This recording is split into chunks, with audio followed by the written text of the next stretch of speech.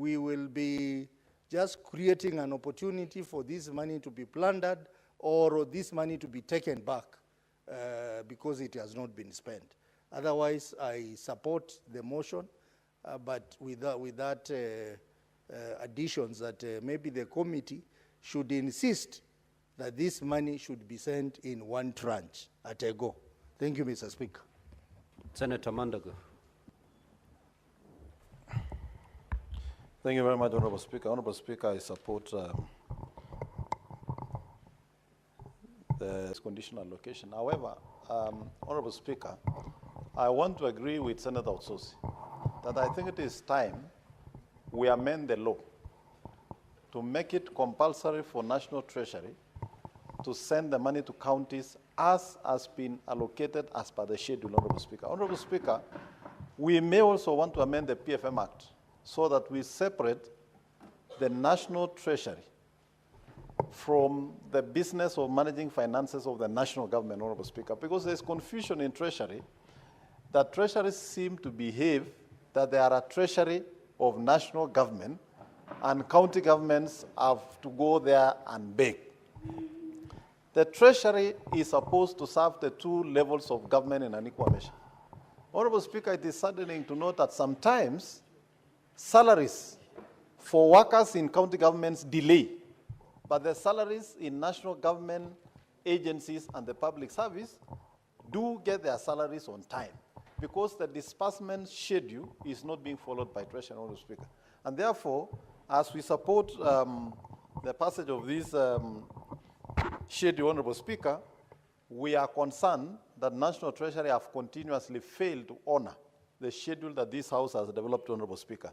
Honorable Speaker, putting service delivery in counties into jeopardy, Honorable Speaker. Honorable Speaker, by failing to follow the disbursement schedule, National Treasury is continuously accumulating pending bills in counties and creating a situation where businesses are collapsing.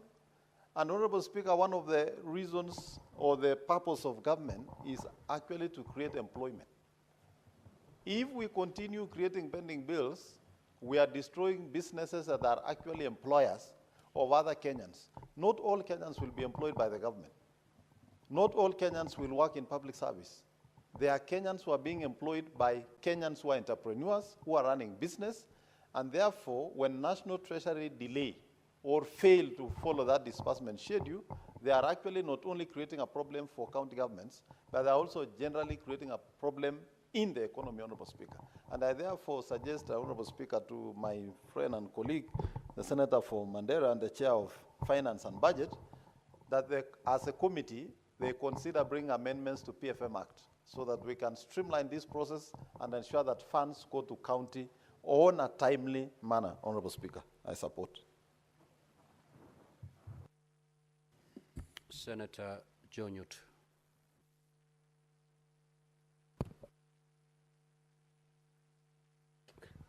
Thank you, Mr. Speaker. I also rise to support the disbursement, disbursement schedule motion because, Mr. Speaker, we have had issues with counties. And every time we have an opportunity to meet governors or people who work for county governments in our counties, Mr. Speaker, sometimes they take us to task. And because, Mr. Speaker, we always tell people in our counties that we are the people that pass the division of revenue bill and therefore affording our counties cash resources which they spend, Mr. Speaker. But then sometimes these disbursement of funds take months, Mr. Speaker, and therefore service delivery is affected in a negative way. Mr. Speaker, as we support this motion, it's also important that we emphasize that the Treasury follows strictly the disbursement schedule that we are going to pass, Mr. Speaker, so that our counties can also be able to plan. Honorable Speaker, when you do not know when funds will be availed to you, it is very hard for you to plan. And for counties to offer services, Mr. Speaker, they have to do proper planning in good time. And it's only through following of this particular disbursement schedule that we are going to pass through this motion, Mr. Speaker, that counties can be able to plan and deliver services to our people. We have had very many problems also with the delayed salaries for those that work for the county government.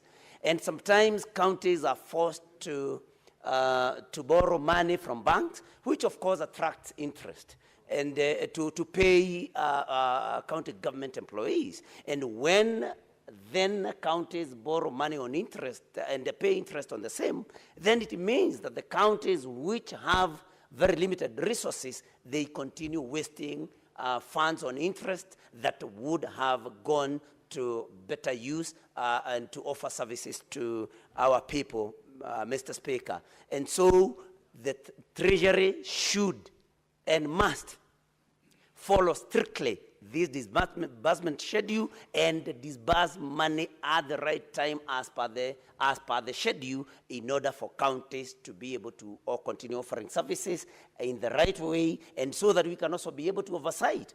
Because if we know that counties have received funds in time, then we will be able to ask those very important questions as to why services have not been delivered, or as to why there are delays in delivery of the same. And so, Mr. Speaker, I support this motion that we pass this, that disbursement schedule be approved, so that, Mr. Speaker, we can continue doing the service that we are supposed to do to our counties. Thank you, Mr. Speaker. I support.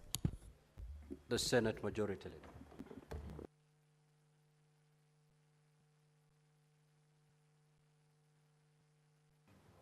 Thank you, Mr. Speaker. I rise to support this motion by our Budget and Finance Committee Chairperson. And this what now has been termed as a ritual. I think somebody referred to it as a ritual, which nobody adheres to, and should be of concern to us. Where I'm concerned, though, is what is being proscribed as a solution eventually to this problem. Mr. Speaker, I have listened to colleagues try to figure out what exactly can we do to ensure that the National Treasury complies with this cash disbursement schedule that we pass. It's important to bring to the attention of colleagues that while we do this ritual every year, Mr. Speaker, there is no record that for the last I don't know how many years in the existence of devolution, that there has been compliance with the schedule to the exact date and time, Mr. Speaker. In fact, much as people may not agree to it, this is the closest we've ever come to a disbursement schedule, because I know many counties now are either catching up with March or April, Mr. Speaker. We have had instances in the past, Mr. Speaker, where we have gotten to June and counties haven't received their December disbursements. I know, Mr. Speaker, you know this for a fact. You have served as a county governor. And this problem doesn't seem to be going away anytime soon. Therefore, as a Senate of the Republic, we must think creatively, and we must find ways that are practical and that will eventually make our counties economically viable. As they are today, Mr. Speaker, this is not possible. Look at what we are passing in this disbursement schedule, Mr. Speaker. We are passing additional resources, 2.9 billion shillings for the KIPES. And Senator Roba, you must convince us that in the next division of revenue, or actually when you do county government, CARA, eventually, Senator, that those counties that are yet to receive the counter-matching funds for KIPES, Mr. Speaker, will be considered. Otherwise, we will suffer the prejudice of having passed resources to other counties to the detriment of other counties, Mr. Speaker. There is 3.24 billion that is being passed to CHPs. How unfair, Mr. Speaker? It's either you have a job or you don't. Surely, if in the month of May is when we are sending resources to pay these people that have been working through the year, are we really being fair to these community health promoters, Mr. Speaker? I wish, Mr. Speaker, we were just plain and honest and told them that you do not have a salary. I know it's a stipend, but even that stipend, Mr. Speaker, it must be timely. 5,000, much as it may look like nothing to many people, if it comes in a timely manner, Mr. Speaker, at least it could help people get by. But if we are sending it at the end of the financial year, Mr. Speaker, there is even an extra 1.8 billion, which is basic salary arrears for health workers, Mr. Speaker, across our counties. I told us as a House last week or 2 months ago that we must reflect and begin to feel embarrassed. That every time you hear there's a demonstration outside the Senate, 9 out of 10 times it will be health workers, Mr. Speaker, for one reason or the other. We must confront this issue of remuneration to health workers, Mr. Speaker, at the county level. It is clear that there was no elaborate plan, Mr. Speaker, and everybody keeps pussyfooting about it. Nobody is clear and certain of when and how their matters will eventually be resolved, Mr. Speaker. That situation cannot continue to obtain. And I hope Senator Mandago, together with members that serve in the Health Committee, including you, Senator Mogeni, that you will lead us home. You must at some point lead this House into making the right decision. You must feel bad on behalf of all Kenyans who watch doctors, nurses, health workers, all these health professionals who come outside the Senate each and every year. Today they were there in the morning. I think they'll be back tomorrow. Maybe they're still there. It's not fair. And you as a committee must lead us as a House into making certain decisions that will resolve that particular answer. And you know, previously, all these other challenges that we've been told that, oh, the reason why they can't be considered jointly is that healthcare is devolved and therefore they are being left to be handled by the individual governors depending on how they're able to manage their politics, Mr. Speaker. That cannot be allowed to obtain for too long. Lastly, Mr. Speaker, is to leave it as a food for thought for Senator Roba, Senator Tabitha, my good friend Boni Halwale, and all these people that serve in the Budget and Finance Committee. I was before their committee this morning on a particular matter, Mr. Speaker, that perhaps it has reached a time where we may want to lead the country into issuing a devolution bond, the same way we issue infrastructure bond. I raised this 2 years ago. It wasn't picked up, but I want to still insist that we may want to consider that, Mr. Speaker, because we know on average how much we consume per year. And we also can project for the last, based on what we have consumed the last 10 years, what the annual increment normally looks like, Mr. Speaker. It will make more sense, Mr. Speaker, because I hear people say, oh, separate the treasury, do this or the other. If the resources are not there, they are not there, Mr. Speaker. We must find ways, just the same way Ministry of Sports and Ministry of Roads have figured out how to fund their roads and find ways through securitization, Mr. Speaker. We can as well issue a devolution bond, Mr. Speaker, through which National Treasury then pays back in the subsequent month on a yearly basis, so that we know for a fact, Mr. Speaker, that this pool of resources is purely dedicated to devolved units. At the particular date, the agreed time of the month, Mr. Speaker, counties receive that which is owed to them, Mr. Speaker. Otherwise, many businesses will continue to crash, Mr. Speaker, on account of supplying to a county government that you know will never pay you.